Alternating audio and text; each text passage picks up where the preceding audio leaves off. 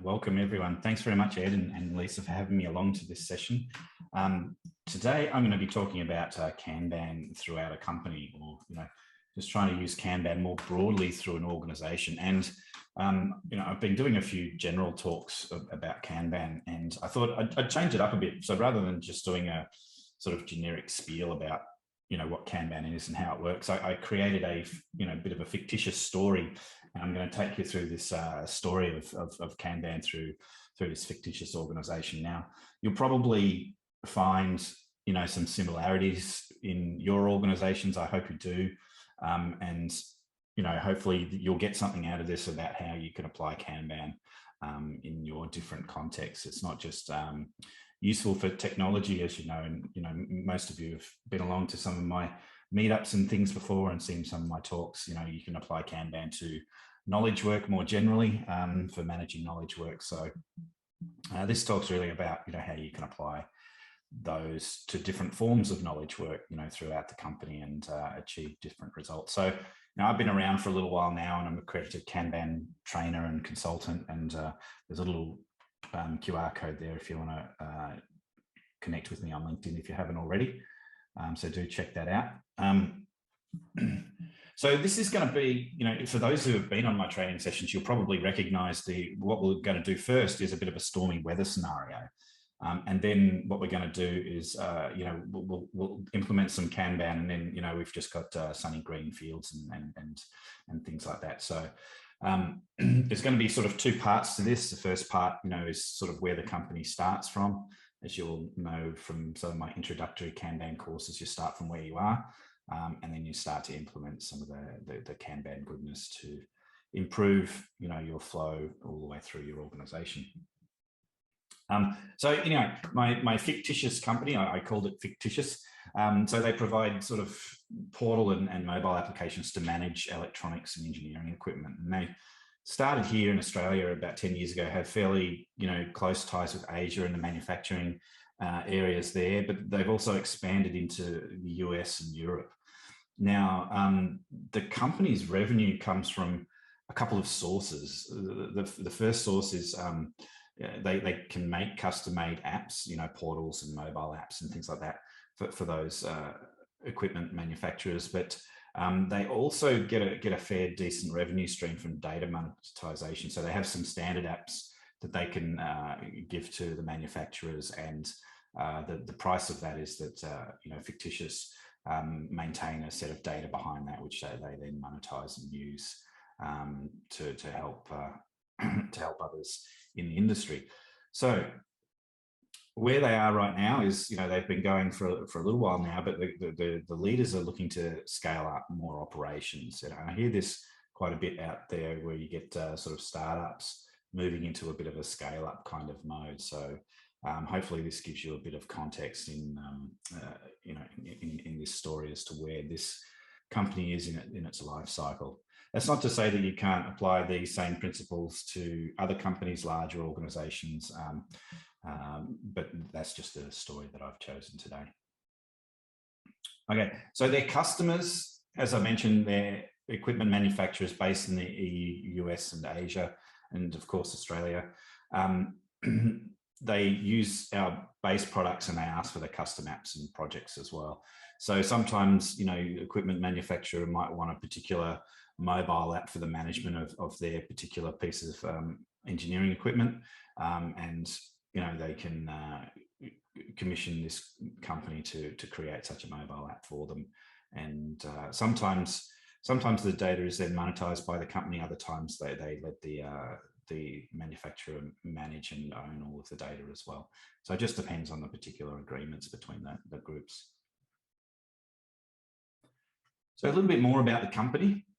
So for the purpose of today's session, I've tried to not involve, put names of everyone in the company, but here we've got on the left, we've got all of the sort of engineering teams that make up a lot. There's a whole bunch of mobile teams out there, that do, it's the Android and iOS sort of mobile device applications. And then there's some portal teams. So usually, with these kind of apps, you'll have customer portals, you'll have, sort of staff portals and things like that for the company and those kind of management portals to make sure that the applications and equipment is functioning properly. There's also a fairly large data team that manages all of that, the data and helps with the, converting that into the monetization aspects. Now you've got Angela, who's the head of product. That's sort of to say that that's the whole product team. There's, of course, user experience, customer experience type people in there as well, and other sort of more junior product managers. Then you've got Mandy, who's in charge of marketing. You've got sales, and Christine runs sales. You've got Scott, who is in legal, and Emily, who's in charge of HR. And there's a chap by the name of Steve that manages all of those engineering teams. So this is mostly a story around the interactions between these. And you can see the linkages that I've put together here, which basically shows you sort of how, these teams sort of link together and interact. So you can see that Emily, generally talks to Steve around, resourcing new people for these teams and things like that. Obviously, close connections with product and all the engineering teams. But of course, product needs to talk to marketing and sales, and every now and then needs a bit of legal advice. So, you can see the interconnected nature. So in Kanban, when we say your organization's a network of an interconnected network of services, this is kind of like a visual of how that plays out for this particular company. Okay, so Angela's got this new idea. So she wants to bring this new feature to market. She thinks that there's a whole bunch of new revenue that she can draw from that if she can get it out in the next 3 months, particularly through Asia and Europe. So the target markets for these are Asia and Europe. Okay, so what does she do? Angela's actually had a good close relationship with a couple of their the tech leads from mobile and portals, Jeff and Abhishek.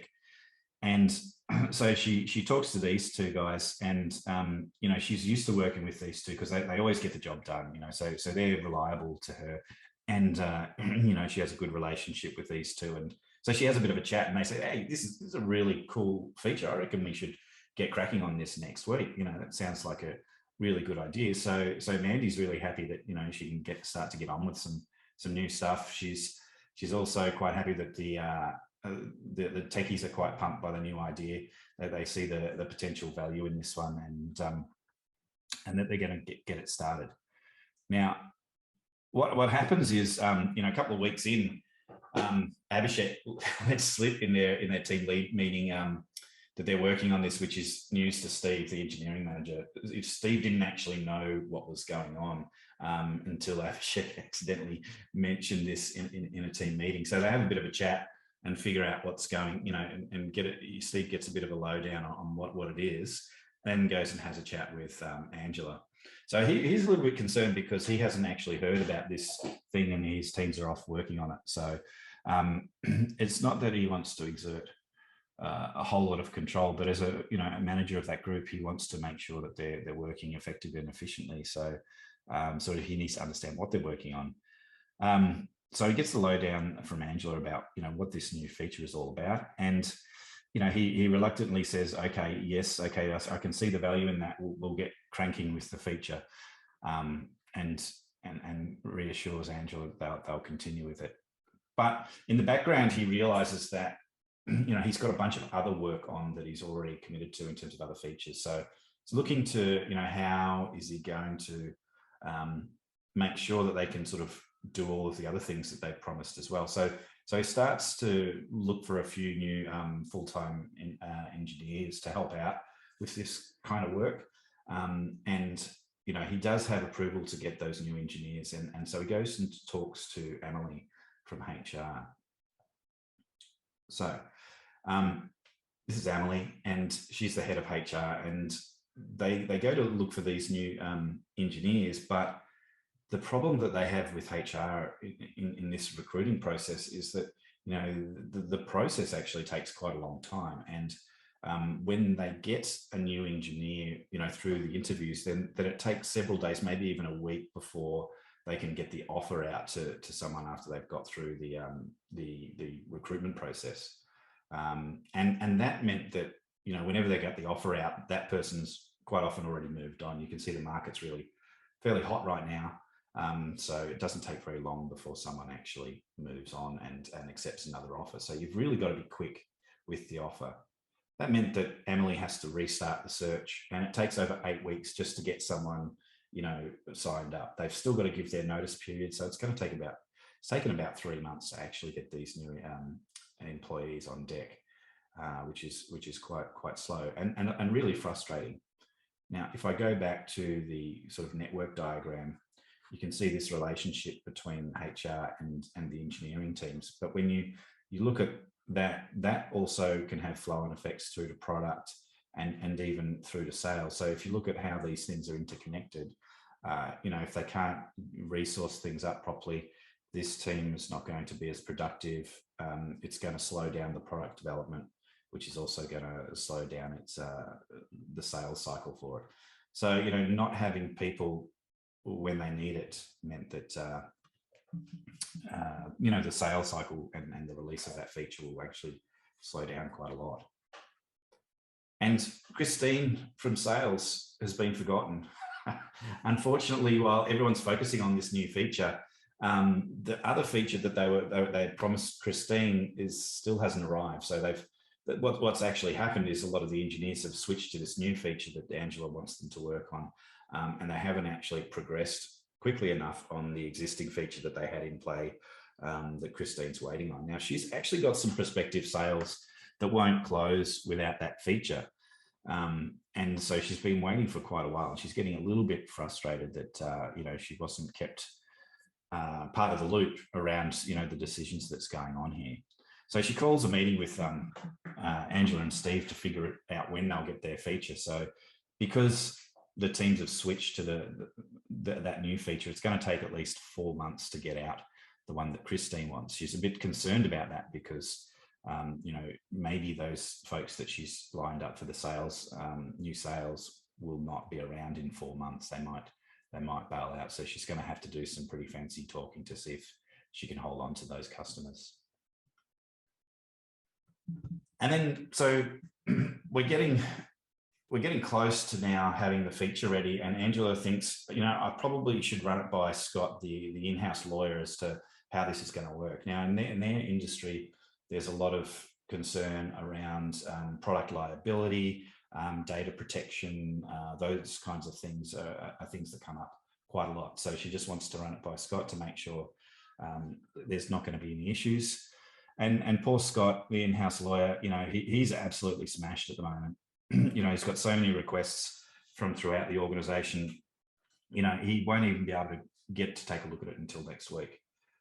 So I'm not sure if you've sort of seen this before in your organizations, if you have in-house lawyers, or maybe you've got lawyers that you sort of contract with, or you know, that you hire for advice. But sometimes this kind of thing is not unusual for lawyers. But he finally gets around to checking it out, and he realizes that there's a key problem with the data protection and could lead to some product liability claims. So he's gone back to Scott and Angela, and they've had a chat, and they realized to fix this up, it's going to take at least 4 weeks, maybe 6 weeks. And that's work both for the legal team as well as the engineering teams. They've got to, you know, go through that and make sure it passes all the quality steps that it needs to. So here is yet another delay to the release. Okay, so they eventually get that done, get over that hurdle, and then Angela goes and talks to Mandy, the head of marketing. But again, this is another surprise. You can see that there's a lack of transparency in this organization as it currently stands. Everyone's not in alignment about what's going on. Because Mandy says, look, we've heard rumors of this new thing, but we don't know the details, you know, so that they've been wandering the corridors, you know, hearing, you know, some of the engineers very excited about this thing. but when she actually goes and takes more of a deeper look to it, it's not just a simple thing to go off and create some marketing material and stuff like that. There's more detail that's needed, and some campaigns and other things to get it ready to help actually take it to market. So that's going to cause a few delays there again in terms of getting it out. So once they get through that hurdle, Angela goes and talks to Christine. Things don't go terribly well. The customers that were waiting for that other feature have bailed out. They've gone to a competitor. So they've actually lost, some potential revenue there because they were context switching between the different features. And anyway, she's still quite positive. Everyone in this organization is, trying their best to work together to achieve the outcomes. And she has a bit of a look at it. And when she looks at the detail of the feature, she realizes that, when I look at that, I don't think this is something that our current customers are going to go for. We'll probably need to look for some new customers to try this out on that are looking to solve a slightly different kind of problem. And so the problem with that is that, as you know, you probably, if anyone's done any selling before, you'll know that it's easier to sell to a current customer, both in terms of time and cost of sale, than it is to go looking for a whole new customer. So again, that's more delay in terms of getting revenue in the door that they didn't anticipate when they first started working on the feature. So what's gone down is the feature really wasn't fit for the market. It's took over 6 months to release with all of the delays that have happened. A few customers went with it, but most of them were after different items, and they had different payoff curves that they were looking for that those other items. So it didn't sell as well as what they would have hoped, partly because the delay in time and competitors are starting to move in on this particular item, and partly because it just wasn't quite solving the right problems for the customers. They've lost those other customers that sales had already lined up, and the team morale is actually really down. The team thought they built this nice killer feature, and they spent a lot of time on it, and they couldn't actually get it to market quickly enough or adjust quickly enough. So there were so many delays that it just took a long time to get out. So there's quite a few problems going on in this organization, and I've seen this kind of thing happen in a number of organizations. You'll see a bit of overlay of some of the concepts that we have in the Kanban maturity model when I go through this, but you can see the transparency and alignment and those sorts of things weren't there. And how do we start to sort of resolve those kinds of issues? So this is where Kanban, we can start to implement some Kanban practices, and it can really help with those, missing values around transparency, alignment, collaboration, all of those sorts of things, and also get better results and outcomes. So let's look at what we're going to do with Kanban. So in this is the second section here. So what we can do a few things better. So there's been a couple of problems here. So, obviously the delays to the release, there was sort of delay after delay after delay. The customer response was fairly poor, and that meant the revenue was not as high as what we had forecast. And poor Angela did a lot of the running around to try and get everyone aligned to what this new sort of feature is. So she, in a way, she sort of felt like, she was carrying this feature on her back, the whole time, and it was really very difficult to get it through the organization. Lots of different speed humps and roadblocks everywhere. So how do we make this better for everyone? So what we do with Kanban is we go back to first principles and we apply static for each service, and we want to make sure that we get a overall customer workflow visible. So for those of you not familiar with it, static stands for the systems thinking approach to introducing Kanban. It's really just first principle stuff, and it's some of the things that I teach in my Kanban system design course. And so let's go through how we start to apply this in each of the different groups and over the top. And hopefully you'll get to see the way Kanban can be applied across an organization. So let's look at the technology teams. We've got those core results, but the other points of dissatisfaction, which is the first step of static, is, or one of the first steps, is that obviously you need the different teams to be engaged sometimes to support a feature. So sometimes you might need different mobile, you might need different portals as well as the data team. So they actually need to sort of work more collaboratively, more together. You know, there was a lot of rework there with legal and marketing. They were getting involved late. So how do we avoid this rework? And there was a lot of context switching with our old work, and letting down the sales team really sort of disappointed the tech teams as well. Because they know that the company is, you know, sort of built on sales, and if they can't win the sales, then that's a big problem. So what they decided to do is they decided to, let's look at, you know, okay, we're going to look at the way these capabilities flow through from product through delivery. So this is one part. So once we figured out what these capabilities are, we start developing them. We do some verification. There's a bunch of rollout and validation that goes on. So there's an overall workflow here to how we get these capabilities out to market. So this is really, you know, creating something at more the sort of portfolio level. Maybe some, depending on the organization size, some might, you know, have program level things or something like that. But the difference here is, you know, we're going to whip limit the various steps, and we're going to focus on finishing rather than starting. You can see a number of other things starting to come into play. We're starting to make policies explicit on each of the steps. And we're also going to look at, you know, which of the teams are impacted. So each of these little orange, green, or blue markers here represent, you know, like a piece of this that's been built by one of the other teams. So you can sort of see who's involved and where they're at with their particular implementation for this capability. And that's one of the core points for the collaboration, who's collaborating on what.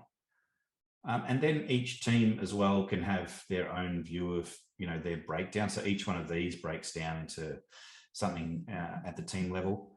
And this is what they call their features. So they have a workflow of their own. So mobile teams' workflows will be different for maybe Android and iOS. They'll be different for the portals and the data team. So it's okay for teams to actually have different processes because their domains are actually quite different. It's just a matter of how do we link them all together and make sure that they're all visible and we can collaborate through it all. Okay, so you can see how, you know, this Korean language support for Android feature is related to this overall capability there for Korean language support. So you can see how they tie together. Okay, so this is how we're going to start to, you know, improve our delivery. We're going to limit our WIP. We're not going to take on more work than we have capacity for. We're going to focus on finishing, collaborate through it across the groups. Now, to the left of this, on the portfolio board, there's what we call Upstream. So those ideas that are coming in, you know, previously we weren't really doing much work to prep them. Okay. So what we're going to do is we're going to visualize all of this stuff. And you can see I've kind of also exploded some of the policies here, you know, so as you're looking through, this is basically very simple. You know, I see this kind of pattern quite a lot in groups. They look at the problem, they look at how they're going to solve the problem. And then finally that thing is ready to be put on deck and start to build. So, you know, they look at, you know, is legal required, is marketing required? So they want to get these groups in early. And those groups are also part of the, you know, replenishment conversation, which I'll talk about in a little while. So they're across, you know, what items have what needs from their groups as well. And, you know, when they're likely to start to hit them. So they get a bit more forewarning of what's coming through. Okay. And sales can look at this as well and look at what features are coming up and think about, okay, what are some of the, you know, how am I going to start to sell these to my customers? How do I start to line up the right customers for the right features based upon what's currently, you know, coming through the feature pipeline or capability pipeline? Okay. So this is a fairly common pattern, but again, you know, we've got WIP limits, so we're not trying to get ready too many items all at once. We need to just maintain enough that we avoid starvation of the teams. But not too much is that we sort of waste our time on things that we'll never get round to. So, you know, what we're trying to do as part of this process is, you know, as I mentioned, engage the dependencies. We'll have the policies clear so people actually know how this works. It's got the transparency in it. We can identify the child work item. So, you know, depending if you go for solution option A or solution option B, you might need particular teams out of the overall tech capabilities. So you'll probably see that a lot. You know, I see that in the larger organizations. It's not till we actually understand the solution that we understand the downstream capabilities that we really need. There's 3 key cadences that we're going to do to support this. So one is the replenishment meeting. So the replenishment meeting has 2 parts. One is it takes items from ready and then puts it into development on that earlier portfolio board. And we only do that if we have the capacity there to do so. If there's no capacity there to start new items based upon the WIP limits, then we're not going to pull anything new in. And also we go up here as well, and because to the left of this, there's like a pool of options, and it's like, well, out of these options, which do we want to start to expand on or try and understand a little bit more about? So, you know, through here is where they start to understand more of the depth of the customer problem, you know, so they're looking at, you know, actually making sure that they can validate the customer problem and, you know, any sort of revenue cost saving profile that goes with those particular capabilities. Okay, so that's the replenishment meeting. The Kanban meeting usually runs on Mondays and Wednesdays, and it involves, you know, the key delivery groups that are there. So it's usually all of the managers and some of the leads from the tech teams as well. They walk through that, but they don't go through every single item. So they go through, they walk the board from right to left, and they start to try and understand, you know, they try and focus on finishing first. So that's why they start at the right, and then they move towards the left. So they focus on finishing, they collaborate around making sure that the right people are having the right conversations at the right time to enable that flow through the delivery cycle. The other cadence that we start to use is the managers, you know, particularly Angela and Steve. They start to get together and do a flow review. It does involve the other managers as well, but we look at the flow across the whole system, so across both upstream and this sort of tech capability workflow as well. I'll talk a little bit more about each of the different services. All right, so what happens in the tech team? So the teams are more focused on finishing their current features. They're not always spinning their wheels, starting new stuff, juggling too many balls in the air.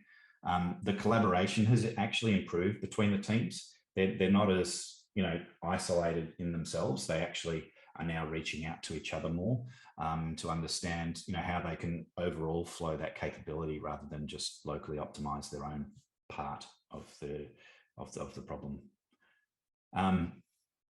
So Steve's now needed to sort of make some policy changes through the system, you know, just to make sure that the flows, you know, starting to happen. The rules around starting items are a lot clearer. So that original feature that happened earlier wouldn't have started because they would have focused on getting that other one out to sales first. So the rules around starting items have become a lot clearer, and they don't start until they actually have capacity. That's resulted in you know, significant drops in the lead time for feature development because they're involving other parties early. They're not getting those knock-on delays and those sort of aspects, you know, in terms of sales, marketing.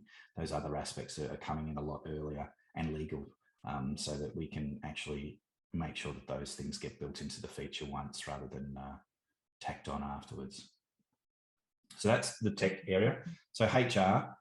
So looking at HR, so this is the next part that we're going to go in and do a bit of static about. So some of their pain points is, you know, the process for recruitments takes too long. The internal approvals is just, you know, fairly ridiculous. And, you know, as soon as someone, you know, as soon as they give someone an offer, they said, actually, no, we've already accepted another offer somewhere else, and they need to restart the hiring process, and they need to actually, you know, re-advertise and all of that sort of stuff. The HR people are actually getting really tired of the rework that all causes, you know, so that's, you know, sort of upsetting them. They're not getting a lot of joy out of their work. And it also means that they're putting strain on other things. So they can't do things like, you know, employee remuneration and other programs because they're busy doing this rework. Okay. Yeah, and obviously that holds up any features and capabilities coming into the company. So it has these knock-on changes. So what we ended up doing, in this fictitious example, is we actually visualized the whole workflow, which allowed us to understand, how we go through the process of hiring someone. And we realized that this employment checks and reviews was a key point that was taking us quite some time. So what we wanted to try and do is get these things done as quickly as possible. So what we started to do is change the policies around what's going on in this process. And now the hiring manager, once the second round interviews are done, they've sort of prepared everything such that, once they're happy with the second round interviews, you can get an offer out to someone, within a couple of hours of them having their second round interview. So, you've got to strike while the iron's hot and make sure you get those people on board, which has actually meant that, a lot of people have actually, signed up very quickly, and they're not waiting for stuff. And they've also looked at streamlining the onboarding stuff as well. Okay. So just by visualizing this workflow, looking at where the potential bottlenecks and the issues are, they've adjusted their policies and the way that they go through it to help improve the overall lead time here. So the amount of restarted searches has been reduced by 85%. They're getting a lot more people on board a lot more quickly. Onboarding's been reduced as well. The HR staff have actually got now more time, not just to be doing searching for people. They can do some of that other stuff that they need to work on, which actually, in the long run, that helps with employee retention as well. So, by getting rid of some of that wasted work, they've got more time for value-added work, which, has this kind of virtuous cycle to it. Okay. And then they've seen what it's done just to that kind of work request. So they've applied the Kanban to their other types as well. And they've got a lot more, they've got several swim lanes on their boards for the different types of work. So they can actually balance all of the workload of the HR staff a lot more strategically. So let's look at marketing. So marketing are quite often pulled in many directions. I've seen this in a number of companies, they really don't have a whole lot of focus. They'll have one or two things, but they quite often have a lot of late breaking features. They're not kept in the loop. And, they've also got their own internal reviews that are also holding things up. So that's keeping them a little bit upset. The executives are starting to see them, as a bit slow to respond as a result. So they're seen as a little bit of bottleneck. So there's a bit of a, maybe a bit of a marketing problem for the marketing team within the organization.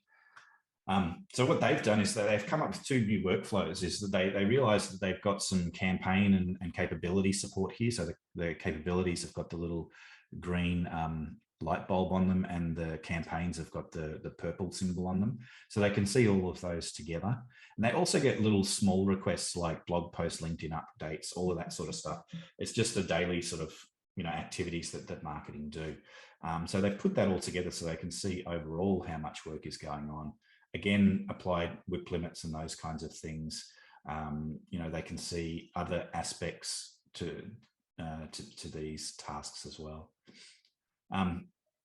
Again, policies have changed. So for example, the review process, the policies have changed to avoid those sort of bottlenecks. Marketing's now getting a lot more forewarning of what features and capabilities are coming from Upstream, and they're also, able to plan their campaigns a little bit better and get some more visibility into when campaigns should start and things like that. So better collaboration with sales as well to help increase sales through those campaigns. Okay, so now marketing are starting earlier, and their timing is coinciding with the releases a lot better. They've reduced their lead times, and as a result, the marketing staff have actually completed a whole lot more requests because they have better focus. They're not spinning their wheels so much. They're not trying to chase their tail, and that's helped out with the overall view of marketing in the organization as well. So they've got a lot better reputation now as being able to finish their stuff. So legal. So Paul Scott in the legal team is, often up till midnight, working. He's close approaching burnout.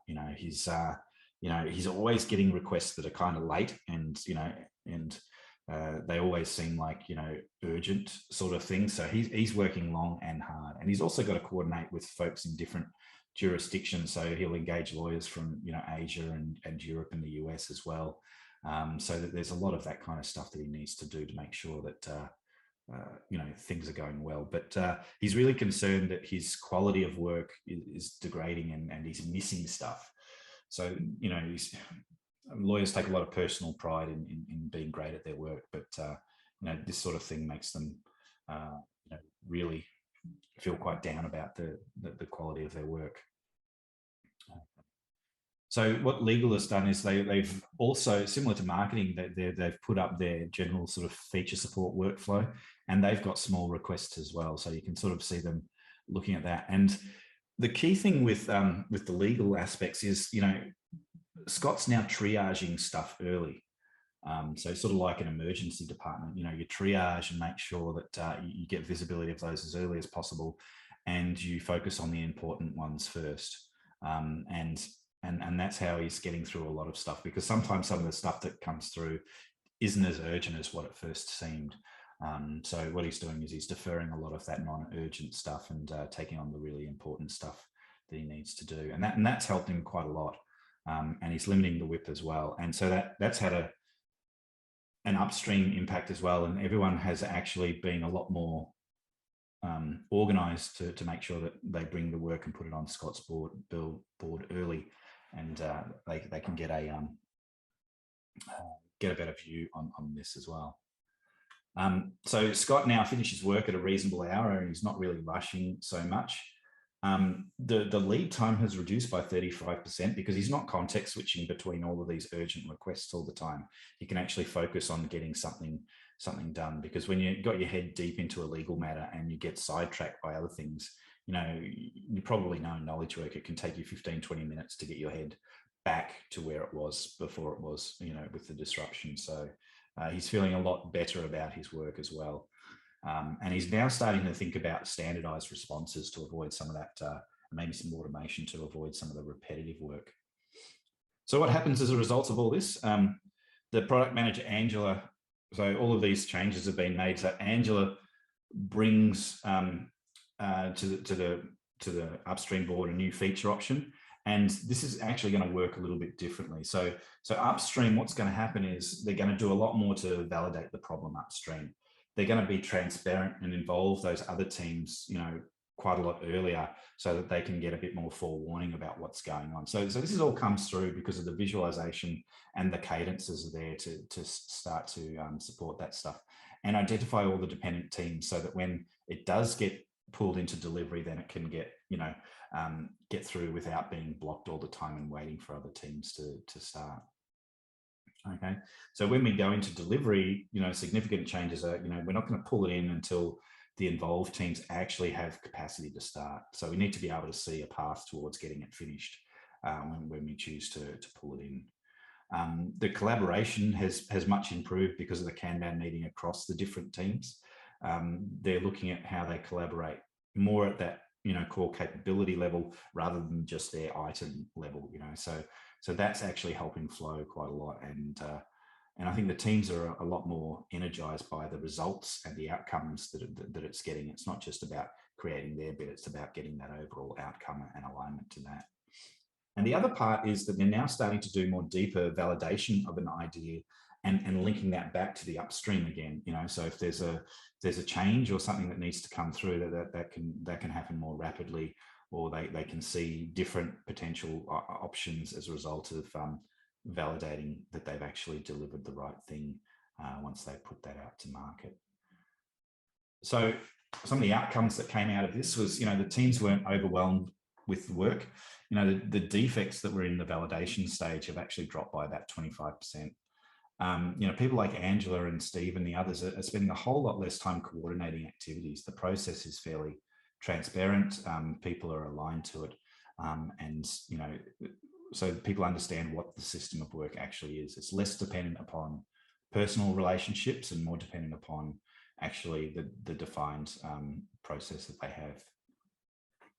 So, the reduced time to market's been significant, so, the other feature, got out in 6 months, but a lot of the features now, they're sort of 3 months or less, so a lot of the lead time has greatly been reduced. And because they're validating the problem a lot more upstream, and they're ditching the problems that are not worth it, and they're finding that out early, the market fit and the revenue was quite a lot stronger for future features than what it was with that earlier example that I gave.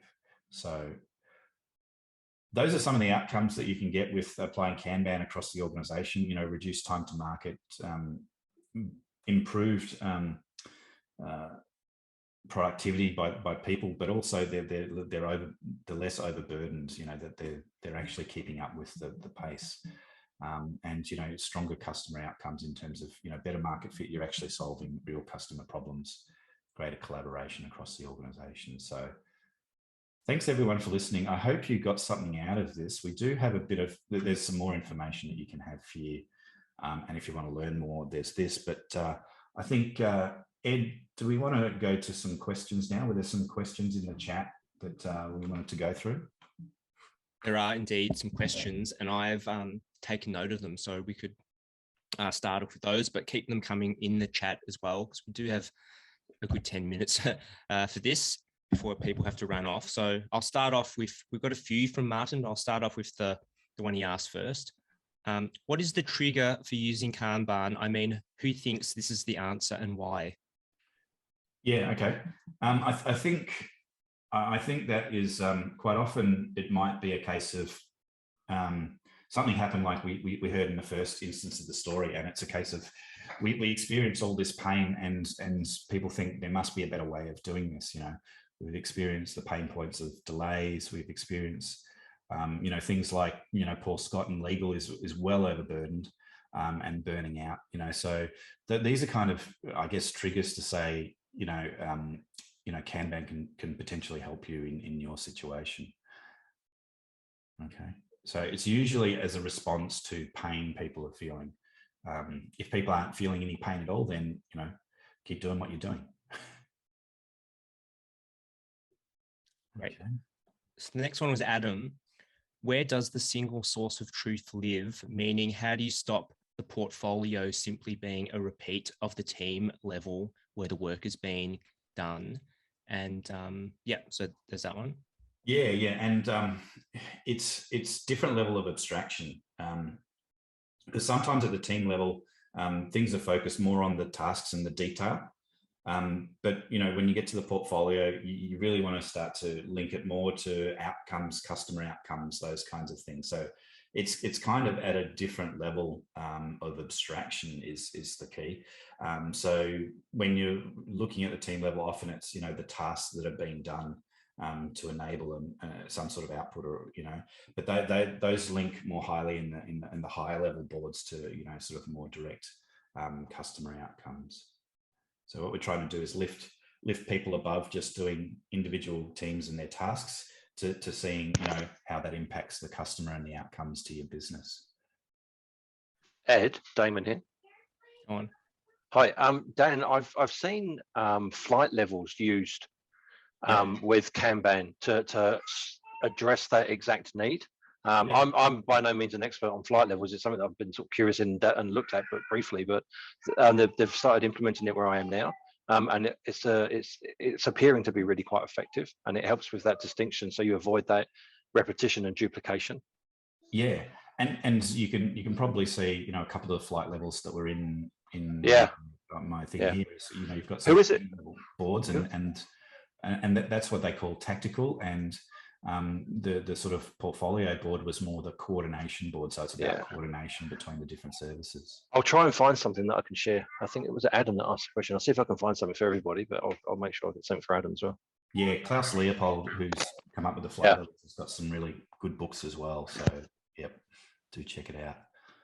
All right, Ed, what's next? Yeah, we've got another Martin. What happens in an organization where an individual contributes to multiple boards, like a tech lead or senior dev that works across multiple dev teams? Yep. Okay. So there's a couple of things you can do. Is one, some of the more advanced tools you can actually put per person WIP limits or per user WIP limits to make sure that that person that's, going across boards doesn't have, like 10 items that they're working on, because they'll inevitably become the bottleneck. And sometimes what I do with those kind of situations is, you kind of detach them from any one board as well. So they're kind of like your floating people. So they'll have avatars or what on the different boards. So I often, with those kinds of folks as well that are floating, I often say, they're not necessarily the primary person on something, but they can help others block, issues with their flow. So often they might be deep subject matter experts that can apply that subject matter knowledge across the different teams for the purpose of actually unblocking and getting rid of problems in the flow. But if they become a bottleneck, then you've got a different kind of problem. So just be careful about how you do that. Hey, Ed, do you mind if we quickly bridge to my other question around different tools? Because it is sort of related. Yeah, go ahead. Yeah, so I then wrote another question, which was around, Dan, how do you feel about different teams using different tools? So I gave an example, which is sort of related to a client I'm working with at the moment, where the sales team uses Trello, the HR team uses a Kanban board in Notion, product team uses Jira. They share their Kanban boards, or actually these aren't Kanban, but anyway, that's another matter, with engineering teams. So there's a sort of common source of truth across the engineering product side, but the sales, customer success, HR pieces are sort of, if you like, in their own tools. Yep. And the challenge being that visibility, and especially trying to get portfolio visibility. Yep. I think in that case, that's where that coordination or portfolio board is really key, because that's where they need to come together and have that. I guess that is the single view of the flow of value to customers. So if you had the portfolio board, you think you could effectively say, okay, the portfolio is our sort of, let's say, single source of the value stream to the customer. Yep. And we don't really care what you use in your particular teams, but we do care that the portfolio board is sort of visible and up to date. Yeah. That's what I do if people are on different tools, but as much as possible, I try and keep them, in a decent Kanban tool. So, because a lot of the other ones that you mentioned don't have good metrics or other things, and it sort of leaves them, at quite a lower level. They won't advance. Right. Sorry to hold the questions. What would be your recommendation then, in terms of tools? Good tools that I commonly recommend are Kanbanize is probably one of the market, if not the market leader. Swift Kanban's another good one. Link, it's been around for years and it's still good, although it probably doesn't have some of the things of what the other ones, because the other ones have sort of kept a lot of new development. They've whereas Link, it's sort of gone down the OKR path, and they've now got OKRs as a new feature. But so it's really some big orgs actually have Link it already in there, so just start using it. But thanks for that. Yeah, Swift Kanban and Kanbanize is the one that I used in the images today. Yeah. Great, thank you. So I'm going to link two questions here, which one was from Martin again and also Charlotte. So Charlotte says, in a follow-up to the first question, have you ever done a static workshop and the output and recommendation is not a Kanban? And that sort of ties into what Martin asked about. Is there an organization or any organizational problem you would not apply Kanban to? Yeah, okay. So sometimes the output of that, the Kanban, the static is not necessarily always followed up on, or at least, not all of the points. So they might go into a, sort of a lower maturity improvement, or maybe not do anything at all, because sometimes teams, I have on occasion done some static workshops that I've gone, okay, we acknowledge all of these problems. We can see how we can fix it, but we're still just too damn busy. which does occasionally happen. And I think it's not until you can start to apply some of these things like limiting WIP and having those tough conversations around, okay, we're going to leave these options out and go with these ones, instead of just saying yes to everything and drowning.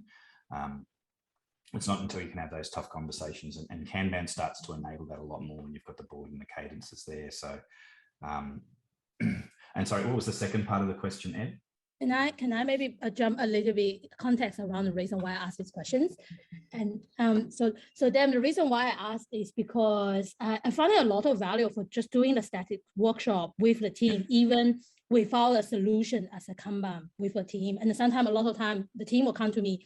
In generally, when they come to me, they would not come to me to say, I want to have a Kanban. They generally come to me to say, I have these breaking problems, work coming from everywhere, all these sort of things. So I just wanted to know, how do I introducing them to them about kind of doing a static workshop without kind of promoting them as an output for a Kanban. So I'm just interested to hear. So yeah, don't use the word Kanban. Because when you run static, the first thing is you're looking at points of dissatisfaction for the team and for the customers of the service. So just look at it as you're trying to solve problems. You're trying to make life better for you and your customers. Okay. And then they don't even have to know that it's necessarily a Kanban system.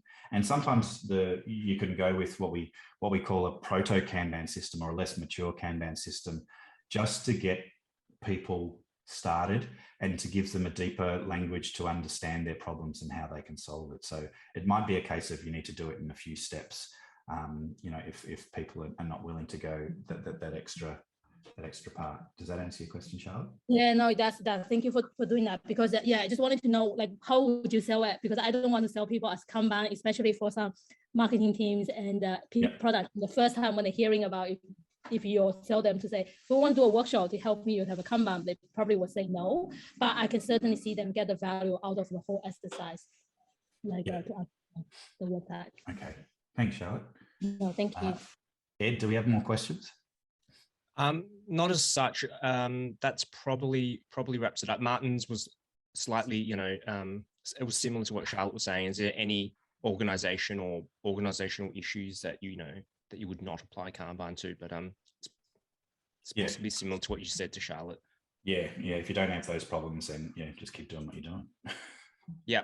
Okay. So in order to let people get to their inevitable 9 o'clock thing, the second thing of the day, or the third thing if you've gone running or something this morning, and or what have you, but to get to your next thing, we'll wrap it up now. So thanks so much to Dan for passing on his knowledge there. Thanks to people for asking questions, because it always enhances the session if people are doing that level of interaction. So thanks, and see you next time. Thanks, everyone. Great session, Dan. Thanks. See you.